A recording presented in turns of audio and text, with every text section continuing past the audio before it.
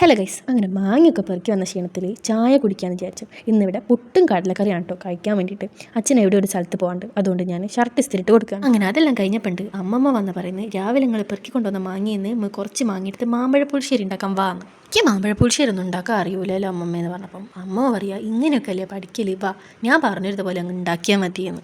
എന്നാൽ പിന്നെ ആയിക്കോട്ടെ എന്ന് ഞാനും അങ്ങ് പറഞ്ഞു. അങ്ങനെ മാങ്ങയെല്ലാം തൊലി കളഞ്ഞെടുത്തപ്പോഴേക്കും അമ്മ ചട്ടിയിൽ മുളക് പൊടിയും മഞ്ഞപ്പൊടിയും ഒക്കെ വെള്ളത്തിൽ വെച്ച് തിളപ്പിക്കാൻ വെച്ചിട്ടുണ്ടായിരുന്നു. അതിലേക്ക് നമ്മൾ മാങ്ങക്കുട്ടന്മാരെല്ലാം കൂടി അങ്ങോട്ട് ഇട്ടുകൊടുത്തു. പിന്നെ അങ്ങോട്ടും ഇങ്ങോട്ടും രണ്ട് ഇളക്കളക്കി ഇനി മാങ്ങ അടക്കിടന്ന് വേവട്ടെ. അപ്പോഴേക്കും നമുക്ക് അതിലേക്ക് ചേർക്കാനുള്ള തേങ്ങ ചിരകാം. അങ്ങനെ തേങ്ങ ചിരകി അതിലേക്ക് കുറച്ച് ജീരകവും പിന്നെ ഒരു ഗ്ലാസ് നല്ല പുളിയുള്ള തൈരും കൂടി വെച്ച് നന്നായിട്ട് അരച്ചങ്ങെടുത്തു. ഞാൻ ആ തേങ്ങ അരച്ചെടുക്കുമ്പോഴേക്കും അമ്മമ്മ മാങ്ങയിൽ കൊണ്ട ശർക്കര ഇട്ടു. വീഡിയോ എടുക്കാൻ വേണ്ടിയിട്ട് ഞാൻ ആ ശർക്കരയും കൂടി പെറുക്കി പുറത്തെടുത്ത് പിന്നെ അതിലേക്ക് ഇട്ട് ചുമ്മാ രസം. അങ്ങനെ ശർക്കരേൻ്റെ കാര്യം പറഞ്ഞു തീർന്നില്ല, അപ്പോഴേക്കും അമ്മമ്മ തേങ്ങ അരച്ചും കൂടി അതിൽ കൊണ്ടങ്ങ് പറഞ്ഞു. അങ്ങനെ അതും വീഡിയോ എടുക്കാൻ പറ്റിയില്ല. ഞാൻ പറഞ്ഞിരുന്ന പോലെ കറി അങ്ങ് ഉണ്ടാക്കിയാൽ മതി എന്ന് പറഞ്ഞിട്ട് ഇതിപ്പോൾ അമ്മ മെന്നാടോ കറി ഉണ്ടാക്കുന്നത്.